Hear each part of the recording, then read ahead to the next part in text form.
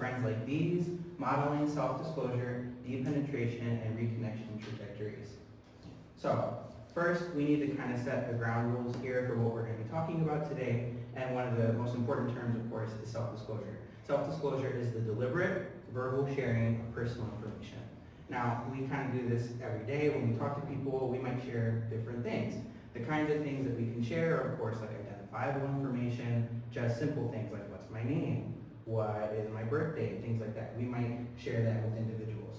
We also might share opinions and interests, like, what do you like to do? How do you feel about this thing? So we might ask people that kind of information. There's also private information, such as like secrets, traumatic experiences, or other undesirable information that individuals may choose to or not to share. Jackson, Yeah. since you started talking about disclosure, Yeah. I just realized that we didn't really introduce anything and you immediately started. Oh, so okay. can you just give me like 1 minute? Oh, sorry. So, well, you probably know Sakura. I'm Virgil Zagoyal, was the faculty of the department. Yeah. So now, so there are Paxson's 2 teachers, Virgil and me. I'm in the affective lab with Paxson. I'm Jen, I also work with Paxson in the lab. Nice to meet everybody. I'm Paxson's mom, Melissa. I'm Sean's stepdad. Brother. There you go. So he's going to make this, talk about maybe 40 minutes, something like that. After that, we all have a couple of questions. And then after that, just Paxson goes outside, everybody, and then the professor just talk a little bit, maybe like 3 minutes. And then after that, everybody comes back, and hopefully we're going to celebrate, okay? Next. So this was a perfect example because what we did there was just self-disclosure. We all shared a bunch of information about ourselves, and Maddox didn't share something. He was kind of a little nervous, maybe only shared some information, which we can talk about in a little bit. So, why do we share information? Why do we self-disclose? Well, there's a couple different reasons that some literature kind of points at. When we share information, we try to increase liking in others. If I share something about myself, it might increase liking in somebody else if I want to foster that within them. We can also share because it might be like an obligation. If somebody shares something with me, I might be inclined to share something with somebody else. So if it's a reciprocation act. If you share something with me, I'm going to want to share something else or try to fit the norm of the situation. And also sharing can do a couple different things that are positive, such as like satisfaction, growth between individuals, bonding, etc. So self-disclosure can be a big relationship development activity. When you share information, you are fostering a connection with another individual. Originally, the self-disclosure literature had the social penetration theory, which kind of described the information and where it kind of stood and why some individuals might be more or less willing to share some information as opposed to others. So it kind of fits some of those same categories that we talked about before. There's superficial information, which is just this outer ring, what might be more publicly available information. Your name, interests, like very light interests that aren't super personal. It's this public self that we're willing to put out to everyone. Then there's more intimate information, which is a little further into where we are comfortable with, like information that we're willing to share. This can be opinions, beliefs, or other similar things. And lastly, there's the core, which is a little bit more sensitive, more private information, and this can include fears, concerns, negative aspects about ourselves, or just things that we're just not willing to share right away with somebody. It might take a little bit more development in the relationship before we're willing to share some of those core topics. And another thing that we need to talk about is the original theory kind of talked about these 2 different concepts within the information, such as breadth and depth. What this means is that when I'm at a certain level with an individual, I might be willing to share multiple topics within a ring that I'm comfortable with. So if I haven't decided that I'm comfortable sharing intimate information with you, I might just stay very surface level. I will share, what I'm comfortable with and choose multiple topics that might be appropriate for that situation. And this kind of applies to each ring, but when I decide that I no longer am only comfortable sharing that superficial information, but I'm willing to share intimate information, that demonstrates depth. I'm going deeper, I'm willing to share more information with you, and this can go as far as the individual is comfortable with. Now, in the original theory, they kind of implied this other process that kind of is, what goes in must come out. So when we go further and deeper, what happens when we share less, and what does that mean for the relationship? This is called, at least to them, the depenetration process, or depenetration. It's the opposite of penetration, and significantly less is known about this process. There was one study, which was Tolstead and Stokes, where they looked at failing relationships and how the intimacy of the information may be changed within those contexts, because if the relationships were failing, then ideally they might be sharing less information as a result. So as intimacy decreased, they found that breadth decreased too, so they were willing to share less topics within certain rings, but depth increased for some reason. And this might undermine how we kind of conceptualize the exchange processes, because if we're in less intimate situations, then we should be sharing less, but for some reason in this context they were sharing more. Now, this study is like one of the only papers that talk about this topic of depenetration.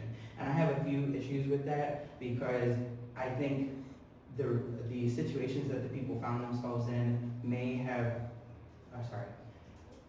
because they were already in failing relationships, it could be that that was what was causing the information to change rather than the information changing the relationship, which is something that I'm more interested in. So it's hard to tell how information in this context affected that. So with so few information about the depenetration process, we need to lean on other areas of research, such as relationship dissolution. So these topics kind of discuss what happens if we don't share information. When we don't share with others, what can occur? Relationship dissolution is the idea of like the separation or an end of a relationship. It can kind of occur in different contexts. And dissatisfaction seems to be one of the leading factors of relationship dissolution. If you're not satisfied in the relationship, then you might be more likely to break apart or split from that individual. And communication can affect both relationship dissolution and relationship satisfaction. So it seems like it is a core component, or like one factor that could be considered a core component in why like relationships split apart. So what does this theory need? What does social penetration need? Well, my kind of thought is that social penetration theory lacked a concrete framework for when people kind of detect these signals, or when are people willing to pull away from the individual. So one theory that kind of covers these marks is the flexible threshold theory by O'Brien. Individuals may accept a change has occurred depending on the disruptive costs of accepting such a change. So originally we had like signal detection theory, which is, is there a hit or a miss? This is building off of that by adding subjective elements like, do people see value in the change? Are people physically able to meet and say that they can meet the change? Are people mentally able to say that they can change, or that a change has occurred? So when these disruptive costs are low, people might be more accepting of a change and saying that it has occurred. When there's more disruptive costs where they don't see as much value, they're unwilling, or they are physically unable to meet the demands of the change, then they're less accepting. So think about it like this: if we were to throw a couple darts at these circles here, we might kind of see that more are hitting the more accepting and less are able to hit the less accepting. So that just kind of demonstrates, or it just shows that when individuals are more or less accepting, then they are going to say, yes, a change has occurred, and then it may predict if they are willing to change this themselves. So then this begs the question, are signs of depenetration valuable, or would people react to them similarly depending on like different circumstances? So the goal of this thesis and the hypotheses is to understand responses to depenetration through self-disclosure behaviors, and to understand how, as a side objective, understanding how experiencing depenetration affects reconnection, which would be that penetration process like before. So we have a few different hypotheses that are set to essentially answer these questions. We believe that the decrease in information intimacy should relate in immediate decreases in relationship intimacy or liking perceptions. The rate at which the intimacy of information decreased should coincide with the rate of intimacy loss in the perceived relationship. The rate of intimacy loss should affect the immediate reactions once there is reconnection efforts from an individual, and the rate of intimacy loss should affect how intimacy is regained in the relationship. So, we collected a sample of 1,153 participants. We had multiple channels where we collected these participants, such as online participation credits for students, and email solicitation and online advertisements on social media platforms. We included any participants who completed 2 out of the 3 attention checks on said survey, and those who successfully completed the manipulation. If they didn't complete the manipulation, then they weren't able to be included, just because they needed to finish a certain amount of the vignettes. So we retained 825 participants for our analyses from that initial amount, and from those we see that the mean age was about 21 years of age, with give or take 6 years from the participants. Our sample was predominantly female and predominantly white. What we did to essentially kind of look at penetration and depenetration processes is we had people read a series of vignettes where the first 4 vignettes establish a relationship between our participant and an individual in the vignettes. And it's going to be that same thing, sharing information and building up a relationship between the two. Next, between vignettes 5 and 11, we had depenetration occur on some level. So individuals were experiencing the person in the vignette sharing less information, and we recorded how they responded to that. Lastly, in the last 3 vignettes between 12 and 14, we saw reconnection. So we basically showed vignettes again where the individual tried to come back and see how they responded. So just to give you an example of what the penetration vignettes look like, essentially the first one is just saying those first roots of, hey, I'm sharing this interest with you, both of you are sharing these things like surface level. Then the next vignette is talking about you are comfortable with sharing more information, and specifically information about people in your lives, problems that you're having, and other things like that. The last 2 vignettes are more core information where they're only comfortable with sharing this information with you. They haven't shared it with anyone else, which makes it very core and very selective private information. And those 2 are just there to essentially cement the fact that this information is comfortable with sharing this information with you. Then we get into the depenetration conditions. We had 6 total conditions that manipulated different aspects about the depenetration process. So we had the vignettes essentially act as the rate of depenetration that participants experience. So our first condition was a non-depenetration condition. What that means is that throughout all the vignettes, the information that they read was relatively high intimacy compared to all the other conditions. It didn't really change, it stayed static. The next 3 conditions were gradual. So the information started as intimate, then it changed to be a little bit more surface, and then by the end, all the vignettes ended at the same point, which we'll see in a moment, where they stopped talking.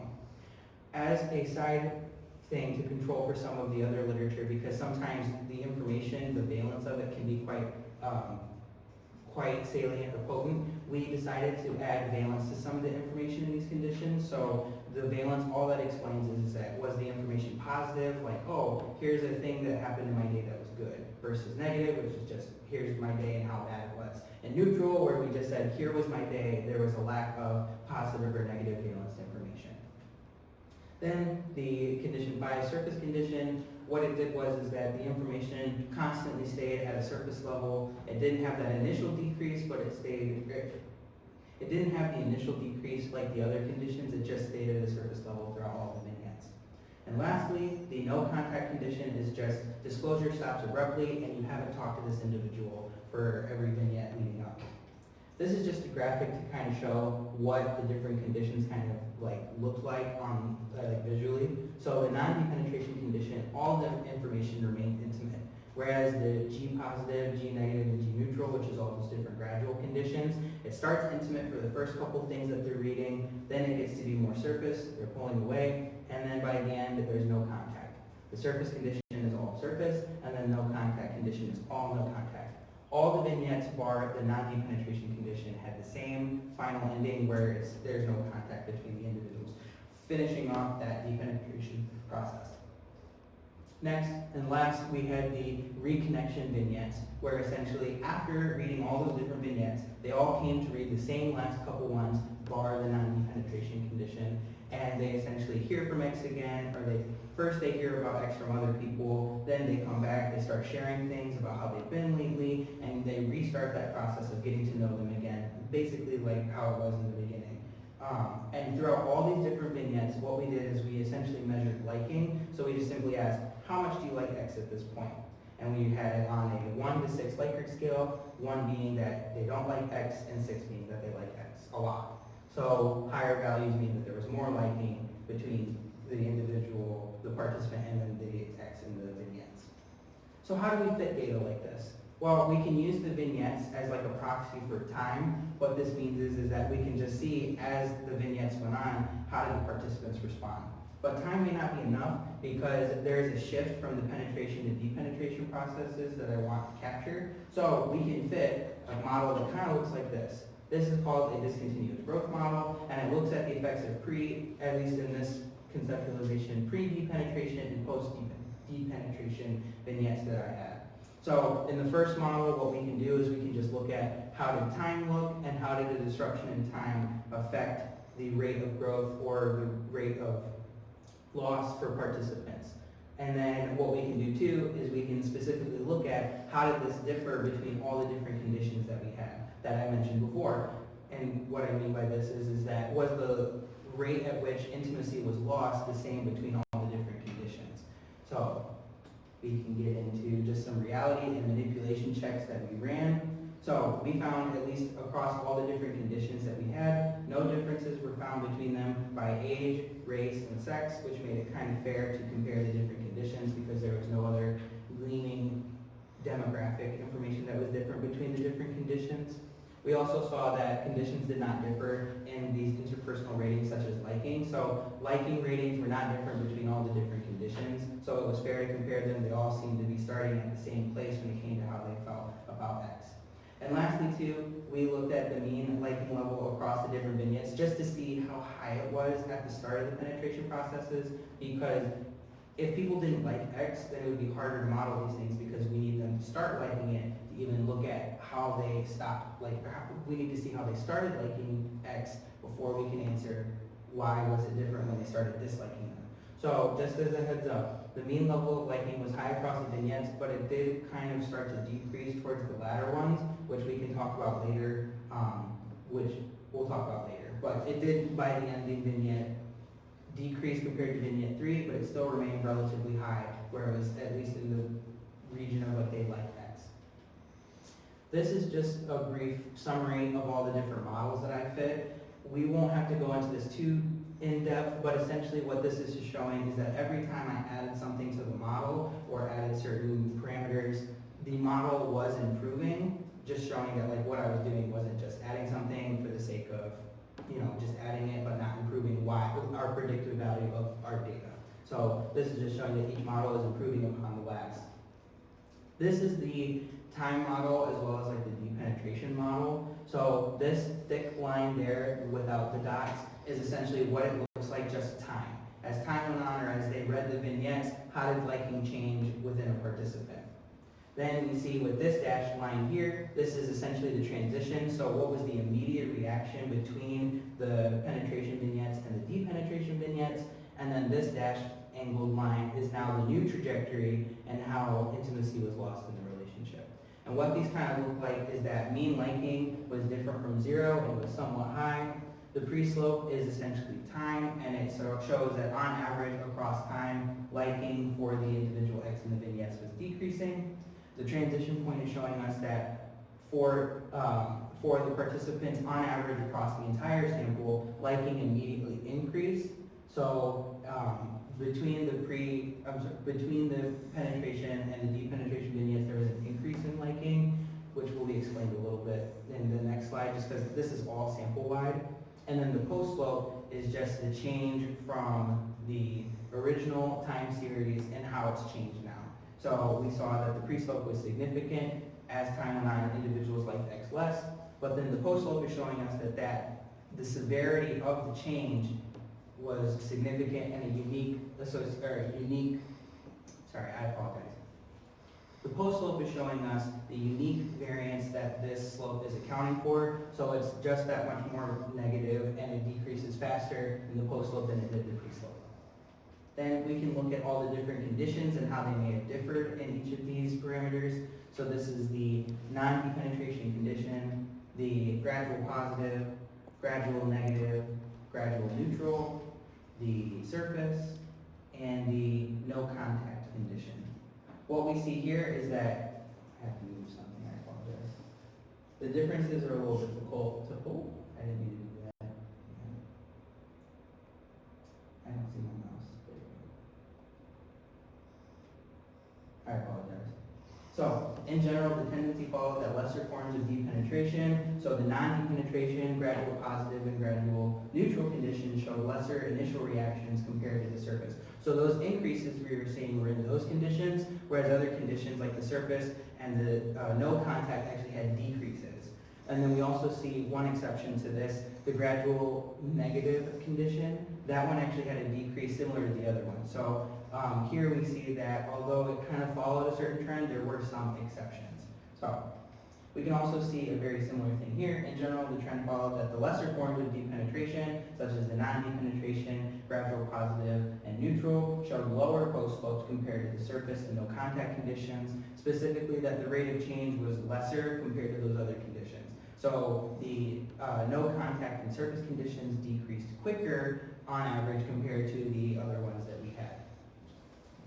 Then we're going to get into the reconnection models that I ran. Again, this is the same thing where these models that I fit, the models that I fit, every time I added things to it or added complexities, they did improve the model and how it fit the data that we had here. So this is just to show that it was improving and that I wasn't making it worse or wasn't adding something that didn't improve the model. This is sort of what it looks like across the sample. So again, that bold line is just what it looks like across time. So on average, how does liking appear? This is essentially looking at the deep penetration first, and then the next line is the reconnection. So this is the same kind of line as we saw before. This was the deep penetration. On average, it looked like it was decreasing over time.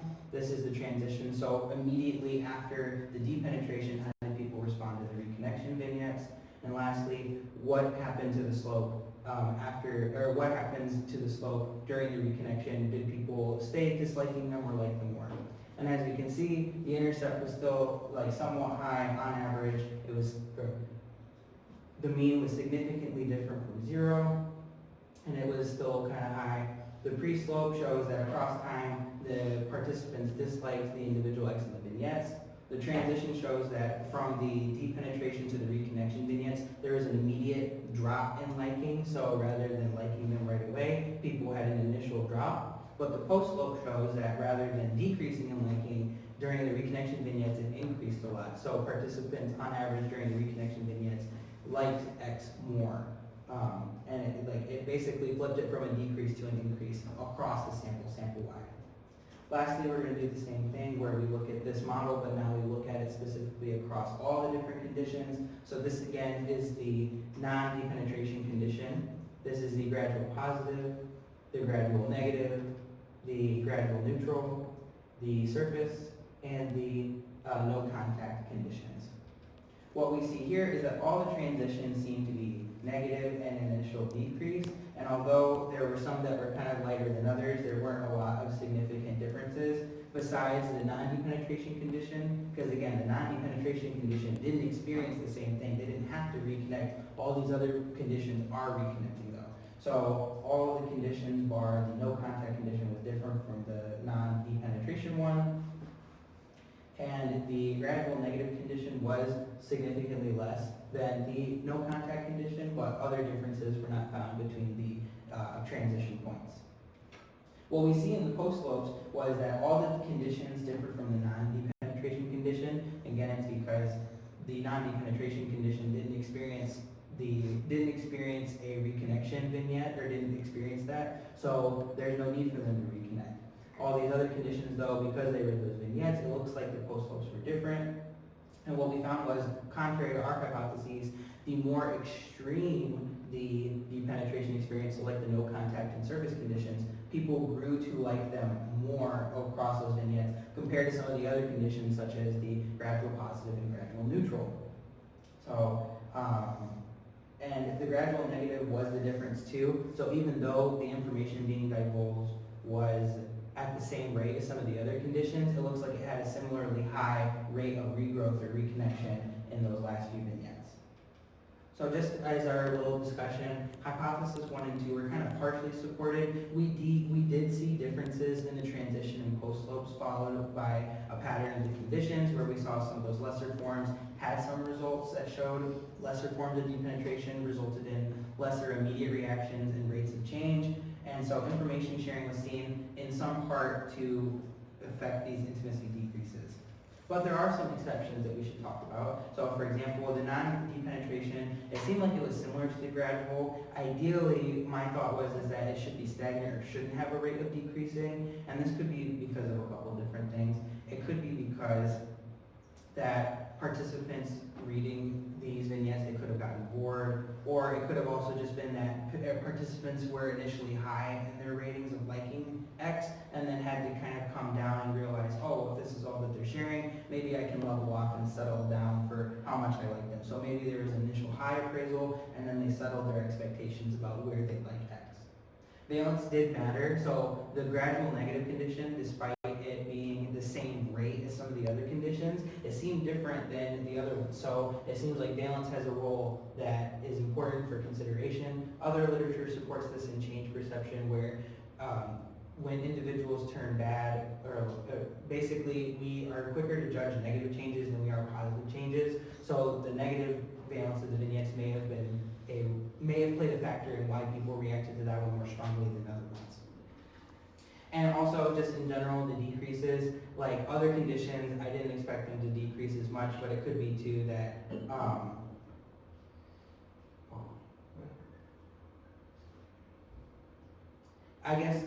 I apologize.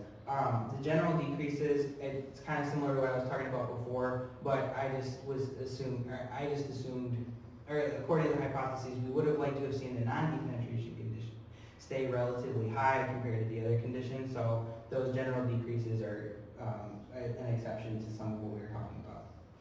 So hypothesis 3 and 4, which talks about the reconnection, it was not supported, so the results were exactly opposite to what we thought. It seemed like for some of those other conditions, the initial reactions were lower, but there were no significant differences, but the trend was that the stronger the depenetration, the lesser the initial reactions, and those stronger depenetration conditions actually liked X more over the course of the reconnection vignette. So it doesn't seem like the depenetration or reconnection was affected by it, but not in the way that we had thought.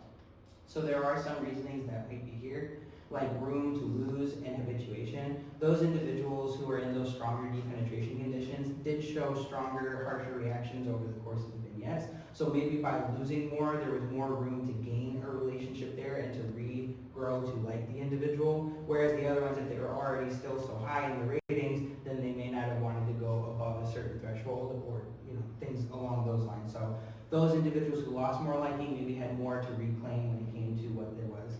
And again, like room to grow. So individuals were more likely to grow, or individuals were more willing to regrow their relationship from the ground that was lost. And it could be too that these are generally low stakes, so it could be easy to reconnect with an individual in these contexts. So if it's just that you only shared less information, then people might be more willing to share or come back to that person. So there are some limitations in future directions that we should talk about. The generalizability of the sample, because it was predominantly white and it was kind of a younger population, it could be that we need more diverse populations, or just need to see it across different age groups. The online survey effects may be small. Again, it's just, because it's a survey, it's hard to look at like real conversations between individuals. There's also a lack of randomization in the vignettes, while purposeful, and to look at essentially different topics at different times. We didn't randomize things, so there could be ordering effects present, and it was a one-item measure, so it could be that there wasn't a lot of variability in that outcome. There's a need for further kind of nuance and fluctuations in the intimacy of topics. It may not be as concrete as just sharing less and less. There could be one day out of a month that your friend shares something really, special with you, and then how does that maintain the relationship? So how do fluctuations, whereas because this was so linear, there may be non-linear changes that need to be associated with, or accounted for. So there's a need for further understanding of social penetration theory and the depenetration processes. Relationship dissolution research may have some considerations about this, and so not only, it's furthering the idea that communication can affect it, and more specifically, the intimacy information can affect relationship dissolution and how individuals grow apart. And expanding the understanding of change perception, and just seeing how my talking signals be interpreted and how people respond to those things. So when do people recognize these things slower and faster? So these are my references.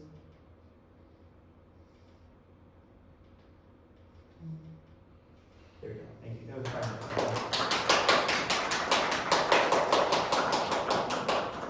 Any questions?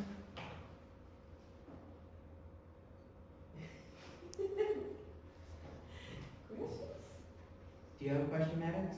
No. Oh, okay, that's okay. No worries. After I did.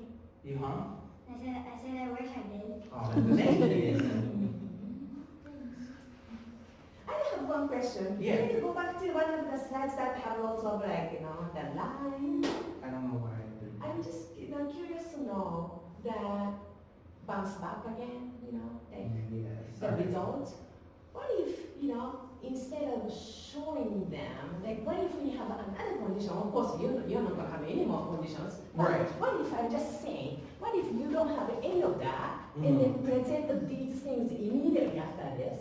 Do you think this kind of jumping up would be shown here? No, because it kind of, It well, only happens because they down. yeah, I think that there's a certain dependency to it, because we see here with this one condition, it's just the same information being shown over and over and over again. If we had essentially, like you said, condensed it, so it's just vignettes 1 through 4 and 12 through 13, we see that it would just be